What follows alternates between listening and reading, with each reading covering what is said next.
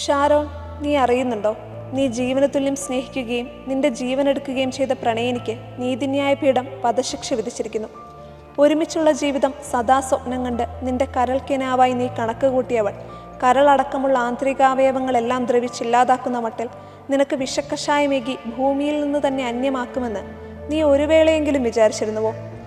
ഒത്തുകൂടി സന്തോഷം പങ്കിടുന്ന സ്വകാര്യ നിമിഷങ്ങളിലൊരിക്കൽ ജ്യൂസ് ചലഞ്ചിലൂടെ നിന്റെ ഹൃദയമിടിപ്പ് നിശ്ചലമാക്കാൻ ശ്രമിച്ച പ്രിയപ്പെട്ടവളുടെ കഷായ ചലഞ്ചിന് വിധേയനായി ഒരിറ്റ് വെള്ളം പോലും ഇറക്കാനാകാതെ ഒടുവിൽ ശ്വാസം കിട്ടാതെ നിന്റെ ശരീരം ചേതനയാർന്ന അന്ത്യനിമിഷത്തിലും നീ പ്രാർത്ഥിച്ചിരുന്നത് നിന്റെ ഗ്രീഷ്മയുടെ നന്മയ്ക്കായിരുന്നില്ലേ?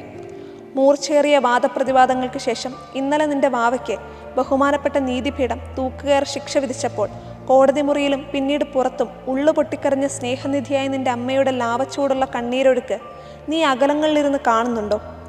ചികിത്സയുടെ ഭാഗമായി കട്ടത്തണുപ്പിൻ്റെ അതിരുകൾക്കുള്ളിലെ മൾട്ടി സ്പെഷ്യൽ ഇൻറ്റൻസീവ് കെയർ യൂണിറ്റിലെ നിന്റെ കിടക്കക്കരികിലിരുന്ന് ശ്വാസം അണുവിട മുറിഞ്ഞു പോകാൻ അനുവദിക്കാതെ നീ പറഞ്ഞ മരണമൊഴിയുടെ മുന കൊണ്ട് മനം തകർന്ന പിതാവിൻ്റെ നെഞ്ചകം ആ കോടതി വളപ്പിൽ നീറിപ്പിടഞ്ഞത് നിനക്കറിയാനാകുന്നുണ്ടോ?